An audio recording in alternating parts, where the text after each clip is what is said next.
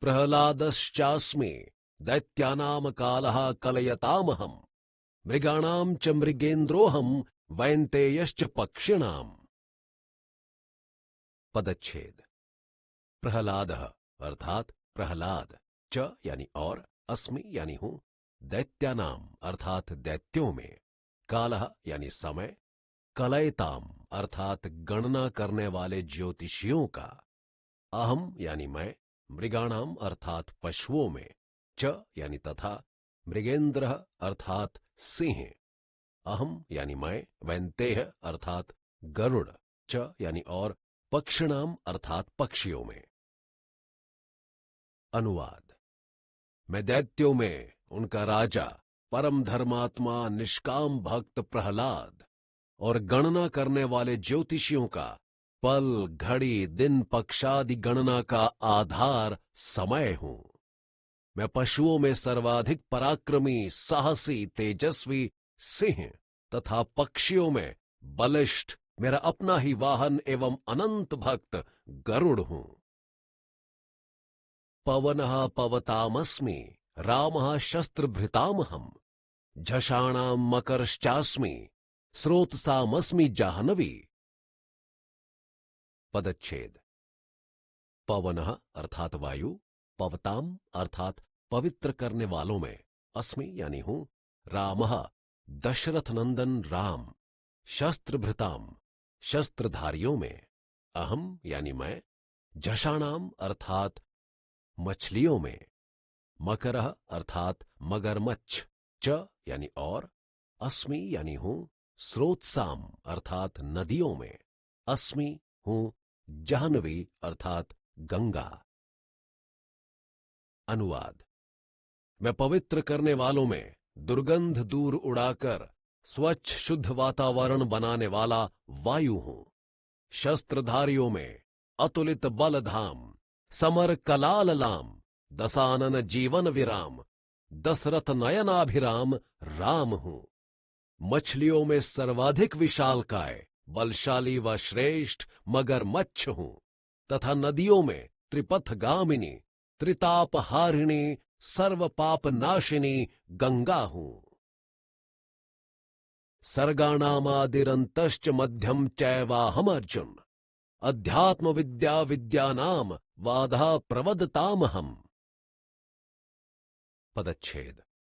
सर्गाणाम अर्थात सृष्टियों का, आदि यानी आदि, अंतः अर्थात अंत, च और, मध्यम यानी मध्य, च भी, एव ही, अहम अर्थात मैं, अर्जुन यानी हे अर्जुन, अध्यात्म विद्या अर्थात ब्रह्म विद्या, विद्यानाम अर्थात विद्याओं में, वाद अर्थात वाद, प्रवदताम अर्थात वाद विवाद करने वालों में, अहम यानी मैं।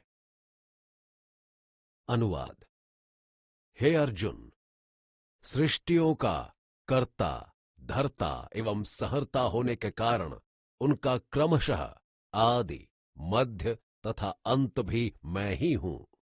मैं विद्याओं में आत्म तत्व का प्रकाश कर ब्रह्म को साक्षात कराने वाली ब्रह्म विद्या हूं एवं वाद विवाद करने वालों में तत्व निर्णय के लिए किया जाने वाला वाद हूं। टिप्पणी। शास्त्रार्थ के 3 स्वरूप होते हैं, जल्प, वितंडा और वाद। उचित अनुचित का विचार छोड़कर अपने पक्ष के मंडन तथा दूसरे के पक्ष का खंडन करने के लिए जो विवाद किया जाता है उसे जल्प कहते हैं। केवल दूसरे पक्ष का खंडन करने के लिए किए जाने वाले विवाद को वितंडा कहते हैं। तत्व निर्णायक के उद्देश्य से, शुद्ध नीयत से किए जाने वाले विवाद को वाद कहते हैं। स्पष्ट है कि जल्प एवं वितंडा से द्वेष, क्रोध, हिंसा और अभिमानादि दोषों की उत्पत्ति होती है, किंतु वाद से सत्य निर्णय में तथा कल्याण साधन में सहायता प्राप्त होती है। अतः जल्प एवं वितंडा सर्वदा और सर्वथा त्याज्य है, परंतु वाद आवश्यकता होने पर ग्राह्य है। इसी विशेषता के कारण भगवान ने यहां वाद को अपनी विभूति बतलाया है। अक्षराणाम कारोऽस्मि द्वंद्वः सामासिकस्य च अहमेवाक्षय कालो धाताहम विश्वतो मुखः। पदच्छेद। अक्षराणाम अर्थात अक्षरों में, अकारः अर्थात अकार, अस्मि हूं, द्वंद्वः अर्थात द्वंद्व, सामासिकस्य अर्थात समासों में, च यानी और, अहम यानी मैं, एव यानी ही, अक्षयः अर्थात कभी समाप्त न होने वाला, कालः यानी काल, धाता अर्थात धारण पोषण करने वाला, अहम यानी मैं, विश्वतो मुखः अर्थात सब ओर मुख वाला। अनुवाद। मैं अक्षरों में आद्यतम एवं सर्वव्यापी अकार हूं और समासों में दोनों ही पदों के अर्थ की प्रधानता होने के कारण सर्वश्रेष्ठ द्वंद्व हूं। अंतहीन काल अर्थात काल का भी महाकाल, शाश्वत काल तथा सब ओर मुख वाला विराट स्वरूप, सबके कर्म फलों का वितरक होने के कारण सबका धारण पोषण करने वाला भी मैं ही हूं। मृत्यु सर्वहर्श्चः मुद्भवश्च भविष्यताम्, कीर्तिः श्रीर्वाक् च नारिणाम्, स्मृतिर्मेधा धृति क्षमा। पदच्छेद। मृत्यु अर्थात मृत्यु, सर्वहरः अर्थात सबका नाश करने वाला, च यानी और, अहम यानी मैं, उद्भवः अर्थात उत्पत्ति स्थान, च यानी तथा, भविष्यताम अर्थात भविष्य में होने वालों का, कीर्ति ही अर्थात यश, श्री अर्थात लक्ष्मी संपत्ति, वाक यानी वाणी विद्या, च और, नारिणाम अर्थात स्त्रियों में, स्मृति ही अर्थात स्मरण शक्ति, मेधा अर्थात स्मृति की धारणा शक्ति, बुद्धि समझ, धृति ही अर्थात धैर्य, क्षमा अर्थात माफी। अनुवाद। मैं सबका नाश करने वाला, मृत्यु और भविष्य में होने वालों का उत्पत्ति स्थान हूं। अर्थात जैसे भगवान मृत्यु रूप होकर सब जीवों का उनके शरीरों से वियोग करा के उन्हें मारते हैं, वैसे ही वे उनका पुनः दूसरे शरीरों से संबंध करा के उन्हें उत्पन्न भी करते हैं। तथा स्त्रियों में मैं कीर्ति, श्री, वाक, स्मृति, मेधा, धृति और क्षमा हूं, यानी इन नामों वाली श्रेष्ठ देवपत्नियां अथवा इन सातों नामों से निर्दिष्ट विभिन्न गुणों का अधिष्ठात्री देवता भी मैं ही हूं। बृहत्साम तथा सामनाम गायत्री छंद सामहम, मासा नाम मार्गशीर्षो मृतूनाम कुसुमाकरः। पदच्छेद। बृहत्साम अर्थात बृहत नामक साम, तथा अर्थात और, सामनाम अर्थात गायन करने योग्य श्रुतियों में, गायत्री अर्थात गायत्री, छंद साम छंदों में, अहम यानी मैं, मासानाम अर्थात महीनों में, मार्गशीर्षः अर्थात अगहन मगसिर, अहम यानी मैं, ऋतुनाम अर्थात ऋतुओं में, कुसुमाकरः अर्थात वसंत। अनुवाद।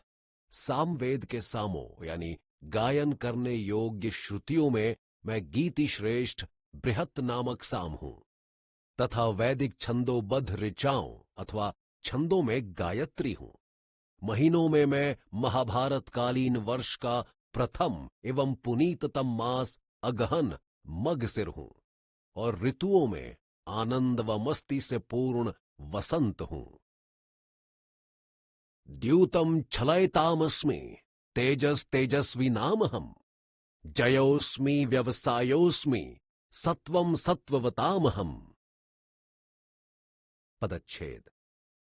द्यूतम अर्थात जुआ, छलयताम अर्थात छल करने वालों में, अस्मि अर्थात हूं, तेजः अर्थात प्रभाव, तेजस्विनाम अर्थात प्रभावशाली मनुष्यों का, अहम यानी मैं, जयः अर्थात विजय, अस्मि यानी हूं, व्यवसायः अर्थात निश्चय, अस्मि यानी हूं, सत्वम अर्थात सात्विक भाव, सत्ववताम अर्थात सात्विक पुरुषों का, अहम यानी मैं,